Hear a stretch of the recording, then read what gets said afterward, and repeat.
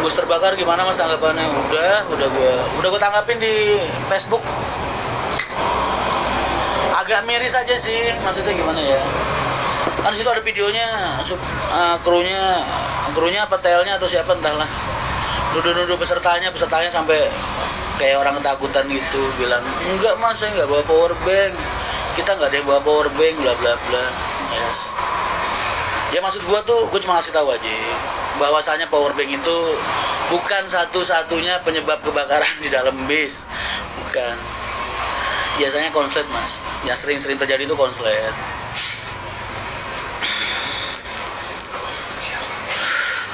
Aku pernah kebakaran dua kali, dan biasanya semuanya dari arus semua, dari listrik dari aki.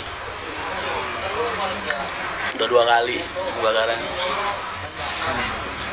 Infonya dari AC mas juga. Kan freon itu ganas boy, gasnya kan gede banget itu, buat nyebarin api cepet itu. Kebakar, kabel kebakar, semprot freon ya kan, selang-selangnya pecah kebakar. Biasanya dari belakang, kan sama kayak kita dulu. Makanya rata-rata kebakaran itu pasti dari atas, karena banyak bahan kain di kabin, di interior itu, kayak ducting, plastik. Itu kan rata-rata plastik, kain. Kalau udah nyamper ke jok, busa, wah tambah gede lagi. Susah. Kok bisa ada ledakan mas? Nggak ada. Bis itu nggak bisa meledak mas, lu kira film-film. Bis itu beda sama bensin. Kalau bensin kan timbalnya gede ya. Kalau bensin bisa meledak. Dup. Kalau bis nggak bisa.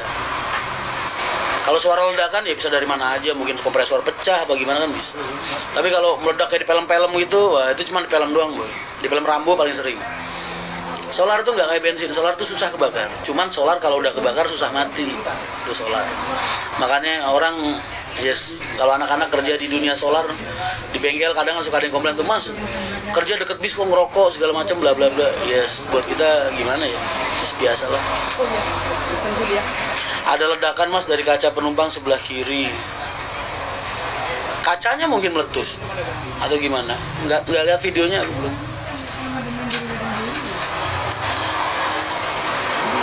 Berkah Femgate banyak youtuber yang viewersnya naik ya, alhamdulillah. Mas ingat foto pertama kali sama Serian kemarin? Oh.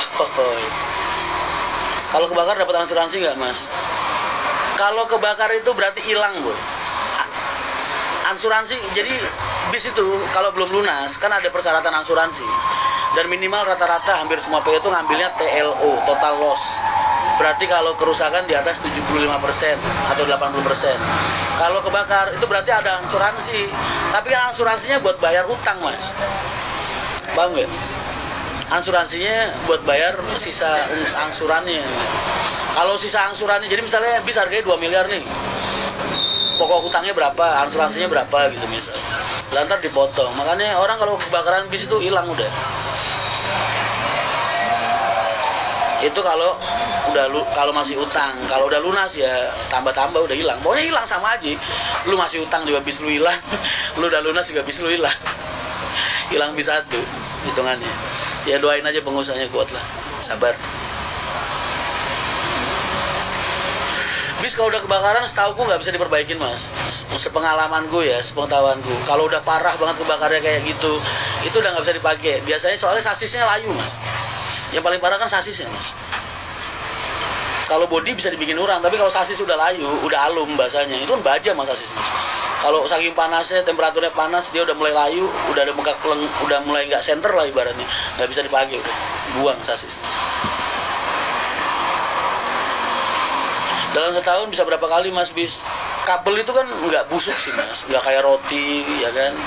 Jadi benernya awet aslinya. Cuman memang lah ini mau gue bahas nih sama karoseri harusnya. Omongannya Enyon tadi siang bener. Masalahnya itu memang dari awal inventor itu kan kecil mas, voltasenya kecil. Jadi itu harus gedein kabel-kabel, struktur audio segala macam bla bla bla yang keluar dari inventor pun atau menuju ke inventor itu juga harus dirubah semua, digedein semua. Ya pasti ada pembekakan biaya di build bis itu pasti ada pembekakan biaya, tapi kan itu buat keamanan lebih bagus. Ngaruh banget ya mas powerbank. Kemarin gue dari ALS naik ALS ngecas powerbank gue di dalam biasa aja, nggak harus. Dikiloin bisa mas, bisa, makanya dikiloin bahasanya. Katanya sih gara-gara ada yang ngecas power bank. Nggak tahu, sama-sama nggak tahu. Belum tentu. Kalau dilihat dari sumber apinya ya, kan ada videonya tuh, dari sumber apinya bagian belakang mesin kap. Itu paling dari aki, konslet, nyamber kabel, terus nyambel kompresor, kena AC freon mas, tekanan gasnya. Kalau ngetes power bank itu bukannya dampaknya ke aki gua, bukan mas. Arus inverter kan kecil mas. Makanya bener kata si Enyon tadi siang ngobrol sama aku sama Mas Didit juga. Emang harusnya inverter itu digedein. Biasanya kan cuma 3.000 atau 4.000 gitu ya. Itu jadi 14.000 gitu. Tapi memang bengkak biayanya. Nambah sekitar 4 jutaan buat inverternya aja. Terus ngerubah kabel, ngegedein ya total habis 15-20 juta lah per bis itu. Buat ngerubah ngegedein arus listrik yang ada di bis. Karena memang inverter itu kecil mas, arusnya kecil.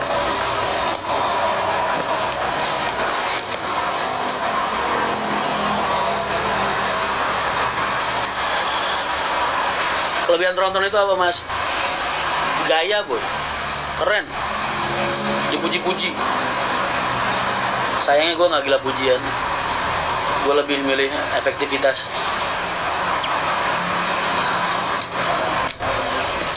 Freon itu bukan zat yang mudah terbakar, tapi semburannya itu bisa ngantarin api mas. Tetap yang bakal jadi arus api, penyebaran api ke bis itu interior, kain, MBTEK itu kain, terus ducting itu kan plastik semua mas rata-rata. Terus body sebelah bis itu kan fiber. Ya akinya tetap harus dipikirin lah. Cek videonya aku Antoni, iya. Kalau power bank, kalau arus doang di ngecas di bis itu gue berfungsi pernah. Gue sering jujur aja ngecas power bank di bis. Kadang berfungsi, kadang jadi gak berfungsi, kadang putus kan ada sekringnya. Terus kadang ya bisa juga konslet. Jadi itu cuma salah satu penyebab, tapi gue pikir bukan penyebab utama. Banyak faktor lain.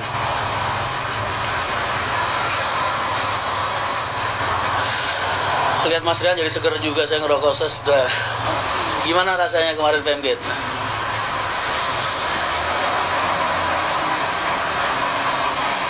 Saya cek di Cycling Agi tuh, iya emang. Tetap aja power bank bisa menyebabkan konsleting, bukan kebakaran bis.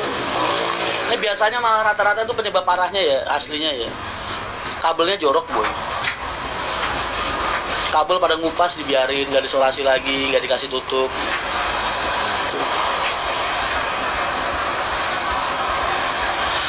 Saya ngecas power bank di bis juga aman-aman. Tapi itu bukan hal baik dong. Jangan diterusin. Lagi pas kebenaran aman. Kan aku tadi udah bilang. Aman bisa, nggak berfungsi bisa, konslet bisa, putus bisa. Jadi dihindarin aja, jangan.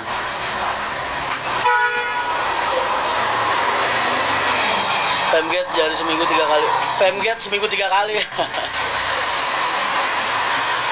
Lu mana? Rumah Jody tuh. Mau pamit dulu ya mas. Siap. Lu nggak bikin konten lu mana? Udah ada yang naik? Belum. Ya sih.